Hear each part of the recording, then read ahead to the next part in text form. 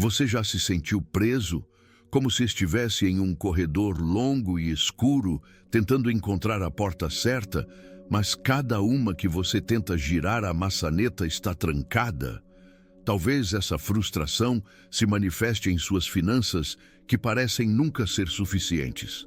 Talvez esteja em seus sonhos, que parecem distantes e inalcançáveis.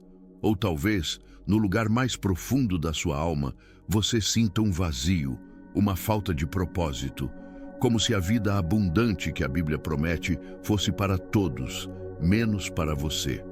Se essa é a sua realidade, eu quero que você respire fundo, acalme o seu coração e ouça com atenção, porque a mensagem de hoje não é apenas mais uma palavra, é a entrega de uma chave divina, forjada no céu, capaz de destravar as portas que têm limitado a sua vida. Hoje, nós vamos mergulhar juntos em um dos princípios mais poderosos e talvez um dos mais mal compreendidos de todo o reino de Deus. Um princípio que, quando ativado pela fé, libera um fluxo sobrenatural de bênçãos e abre os reservatórios celestiais sobre nós. Não estou falando de uma fórmula mágica, nem de um atalho para a riqueza, mas de um alinhamento do nosso coração com o coração do Pai. É sobre entender como o reino de Deus opera para que possamos viver a plenitude da vida que Jesus conquistou para nós na cruz. Muitos buscam a bênção, mas poucos se dedicam a entender o doador da bênção e os seus princípios.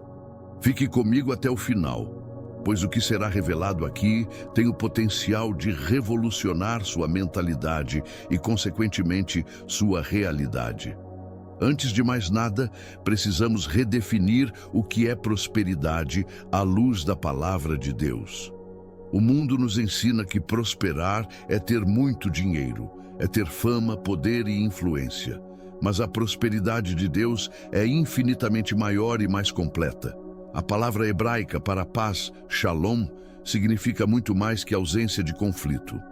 Ela significa plenitude, bem-estar, segurança, saúde e, sim, prosperidade em todas as áreas da vida. O apóstolo João, em sua terceira carta, capítulo 1, versículo 2, expressa o desejo do coração de Deus para nós. Amado, desejo que te vá bem em todas as coisas e que tenha saúde, assim como bem vai a tua alma. Observe a ordem. A prosperidade exterior está diretamente conectada à saúde da nossa alma. Deus não está interessado em nos dar riquezas que destruam nosso caráter. Ele quer nos fazer prosperar de dentro para fora. Muitas vezes, a nossa dificuldade em acessar essa vida abundante vem de uma mentalidade de escassez, uma mentalidade de órfão. Agimos como se Deus fosse um pai distante e mesquinho, que precisa ser convencido a nos abençoar. Mas a verdade é que Ele é um Pai amoroso, cujo prazer é nos dar o reino. Em Lucas 12:32, Jesus nos conforta dizendo: Não temais, ó pequeno rebanho, porque a vosso Pai agradou dar-vos o reino. O problema não está na disposição de Deus em nos abençoar. O problema está na nossa capacidade de receber.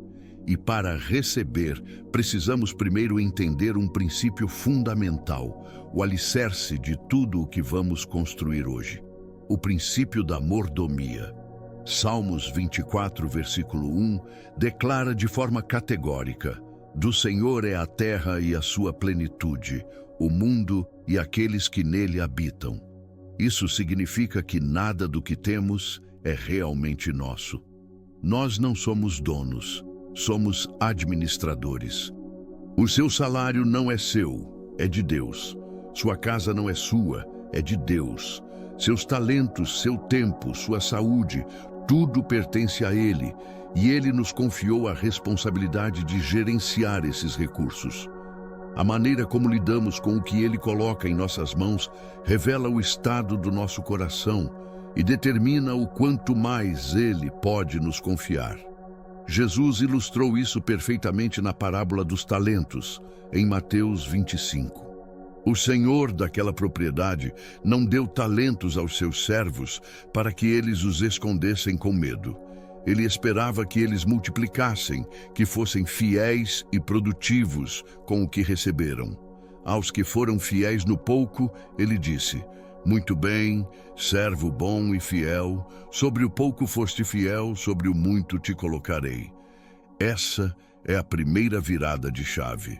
Sair da mentalidade de dono para a mentalidade de mordomo. Quando você entende que tudo é dele, o medo da perda diminui e a alegria em administrar bem aumenta. A sua relação com o dinheiro e com os bens materiais muda completamente. Eles deixam de ser um fim em si mesmos e se tornam ferramentas para glorificar a Deus e abençoar vidas. Como você tem administrado aquilo que Deus colocou em suas mãos? Você tem sido um administrador fiel do seu tempo, dos seus recursos, dos seus dons? Compartilhe conosco nos comentários como essa mudança de mentalidade já impactou ou pode impactar a sua vida. Queremos ouvir a sua história, mas este é apenas o primeiro passo. Entender que somos mordomos é o alicerce. Agora, precisamos descobrir qual é a ação, o mecanismo divino que ativa o fluxo da multiplicação em nossas mãos. Qual é o gesto de fé que prova a Deus que estamos prontos para administrar mais do seu reino? A resposta está no coração da sua palavra, e é sobre isso que falaremos a seguir. Nós estabelecemos na primeira parte que tudo pertence a Deus e que somos chamados para ser seus fiéis administradores, seus mordomos. Essa é a base, a mentalidade que nos posiciona corretamente diante do Criador. Mas a pergunta que ficou no ar foi: qual é a ação, o mecanismo divino que ativa o fluxo da multiplicação? A resposta está em uma lei espiritual tão real e imutável quanto a lei da gravidade. Uma lei que governa todo o universo criado por Deus, o princípio da semeadura e da colheita. Em Gálatas, capítulo 6, a partir do versículo 7, o apóstolo Paulo nos adverte com uma clareza impressionante. Não vos enganeis, de Deus não se zomba. Pois aquilo que o homem semear, isso também ceifará. Perceba a seriedade dessa afirmação. Não é uma sugestão, não é um talvez. É uma lei inviolável. Você colhe o que você planta. Simples assim. Este princípio se aplica a todas as áreas da nossa existência. Se você planta palavras de crítica e amargura em seu casamento, você colherá um relacionamento distante e doloroso. Se você semeia preguiça e procrastinação em sua carreira, você colherá estagnação e frustração. Mas o contrário também é verdade. Se você planta sementes de perdão, colherá reconciliação. Se você semeia palavras de encorajamento e fé na vida de alguém, colherá relacionamentos fortes e edificantes. E da mesma forma, se você deseja colher prosperidade financeira para avançar o reino de Deus, você precisa semear recursos financeiros. Pense na lógica de um agricultor. Ele jamais comeria todas as suas sementes. Seria a garantia de uma fome futura. Ele sabe que a semente tem um potencial de multiplicação, que só é liberado quando ela é plantada, quando ela é entregue à terra. Ele pega uma parte do que tem, a melhor parte, e a lança no solo, com a fé e a expectativa de que no tempo certo a colheita virá, multiplicada. O medo diria ao agricultor: guarde essa semente, é a única coisa que você tem. Mas a fé lhe diz: plante essa semente, é a sua única esperança de um futuro abundante. É exatamente assim que Deus opera. Ele espera que usemos uma porção do que Ele nos confia como semente. Ele nos dá o pão para o nosso sustento, mas também nos dá a semente para a semeadura, como diz em 2 Coríntios 9:10. O problema é que muitos de nós estamos comendo a nossa semente. Jesus falou sobre isso em Lucas 6, versículo 38, uma passagem que muitos conhecem, mas poucos praticam em sua essência. Dai, e ser-vos-á dado, boa medida, recalcada, sacudida e transbordando, vos colocarão no regaço. Porque com a mesma medida com que medirdes, vos medirão também. Veja a beleza e a generosidade de Deus neste versículo. Ele não apenas devolve o que você deu. A colheita é sempre maior que a semente. Ele promete uma medida boa, recalcada, sacudida e transbordando. É uma imagem de abundância, de excesso, de um celeiro tão cheio que o grão é compactado para caber mais, e ainda assim derrama pelas bordas. Deus não é um Deus de escassez, Ele é o Deus da abundância.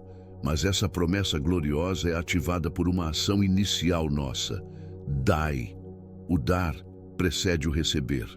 A semeadura precede a colheita. Isso destrói a mentalidade passiva que muitos cristãos adotam, esperando que a prosperidade caia do céu, sem nenhuma atitude de fé da sua parte.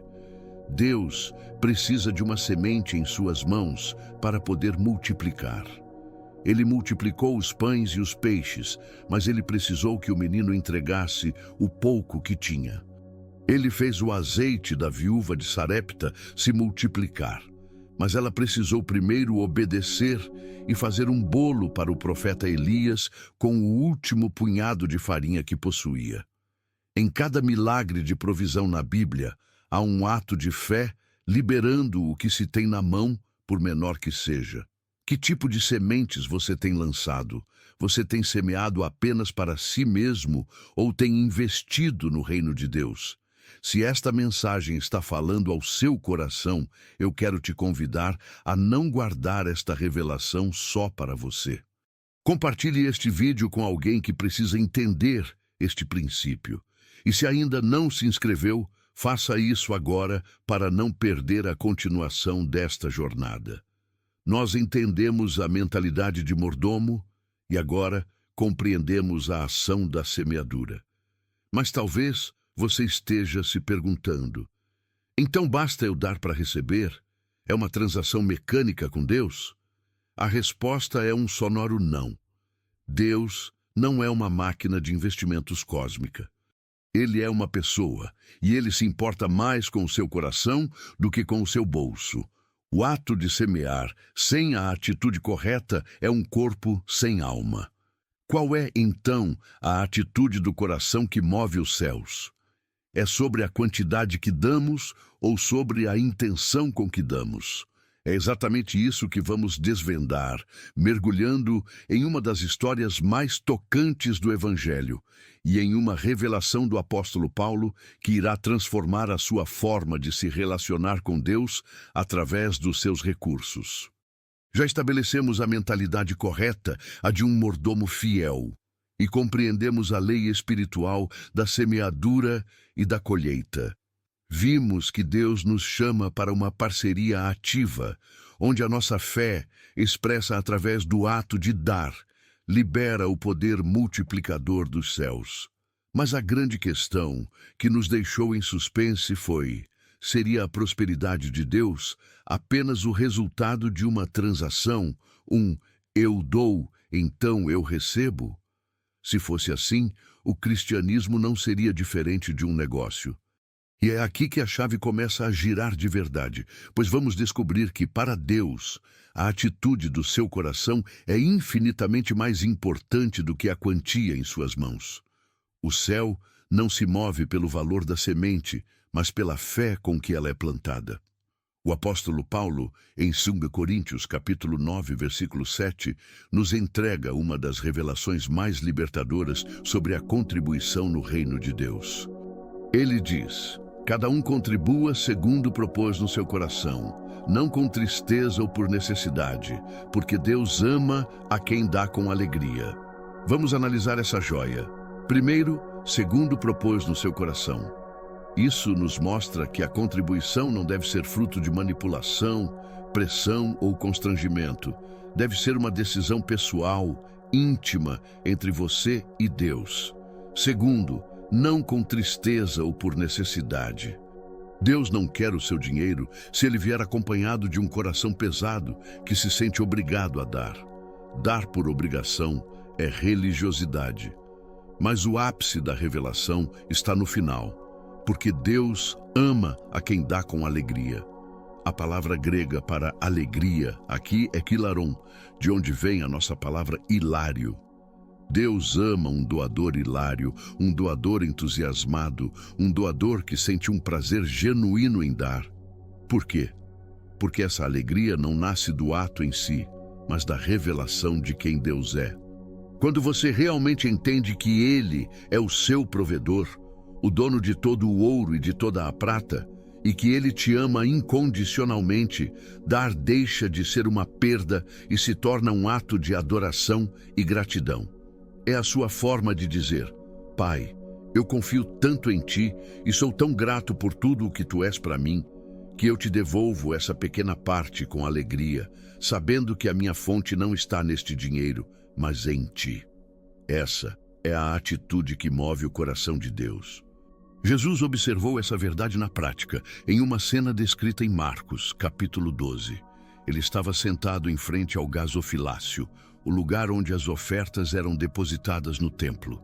Ele viu muitos ricos colocando grandes quantias, talvez com orgulho, para serem vistos pelos outros. Mas então chegou uma viúva pobre. A Bíblia diz que ela depositou 2 pequenas moedas, de pouquíssimo valor. Humanamente, uma oferta insignificante. Mas Jesus, que não vê como o homem vê, enxergou o coração. Ele chamou seus discípulos e disse: Em verdade vos digo que esta viúva pobre depositou mais do que todos os que depositaram no gasofilácio, porque todos eles depositaram do que lhe sobrava, mas esta, da sua pobreza, depositou tudo o que tinha, todo o seu sustento. Você consegue perceber a profundidade disso? Para Deus, o valor da oferta não está no quanto você dá, mas no quanto você retém para si. A oferta daquela viúva foi a maior de todas, porque ela foi uma oferta de 100% de confiança. Ela não deu do que sobrava, ela deu o seu tudo, o seu sustento, declarando com aquele ato que a sua segurança não estava naquelas moedas, mas no Deus de Israel. Como tem sido a sua atitude ao ofertar? Tem sido um gesto de gratidão e fé ou um peso, um ritual vazio? Agora mesmo, eu convido você a um momento de sinceridade diante de Deus. Eu convido você agora a fechar os olhos e pedir a Deus que fortaleça a sua fé, que Ele revele a sua verdade em sua vida. Oremos juntos.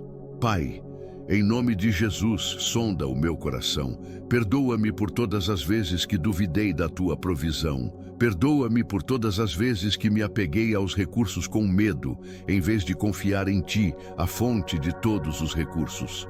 Transforma a minha mente, cura a minha alma da escassez e enche-me com um espírito de alegria e generosidade. Eu quero te honrar, não apenas com palavras, mas com a minha vida e com os bens que tu tens colocado em minhas mãos. Revela-te a mim como o Deus da provisão. Amém. Com a mentalidade de mordomo, a ação de um semeador e agora o coração de um adorador alegre, estamos quase completos.